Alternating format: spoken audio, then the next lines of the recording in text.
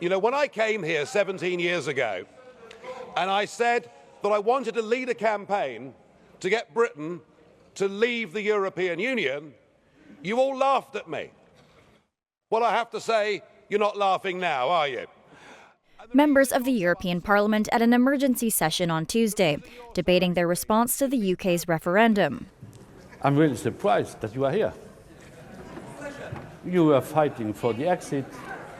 The British people voted in favour of the exit. Why are you here?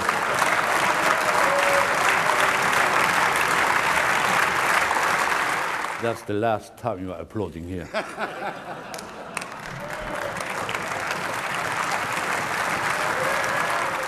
Mr. Juncker and other EU leaders are pressuring the UK to trigger negotiations to leave the bloc and end the uncertainty that has rattled stock markets. We agree there will be no formal or informal talks until the British government officially declares to the European Council its intention to leave the EU.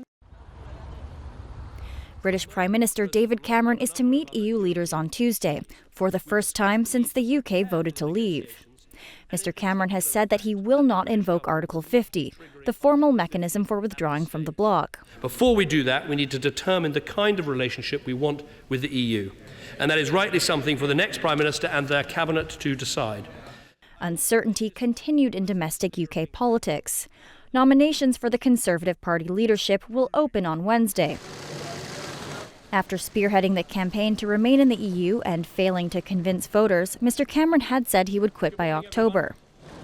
The frontrunners in the race include Theresa May, who supported the UK's membership of the EU, and Boris Johnson, former London mayor and figurehead of the successful campaign to leave the EU. Meanwhile, opposition Labour MPs will vote Tuesday on a motion of no confidence in their leader Jeremy Corbyn. Don't let the media divide us. Don't let those people who wish us ill divide us. Stay together, strong and united for the kind of world we want to live in. Thank you very much. Mr. Corbyn faced calls to resign after dozens of his party's MPs walked out, questioning his performance during the EU referendum and his ability to lead the party. Meanwhile, Scottish Parliament is also holding an emergency debate on Brexit Tuesday. We have no intention whatsoever of seeing Scotland taken out of Europe. That would be totally democratically unacceptable. 62% of Scots voted in favour of remaining in the EU.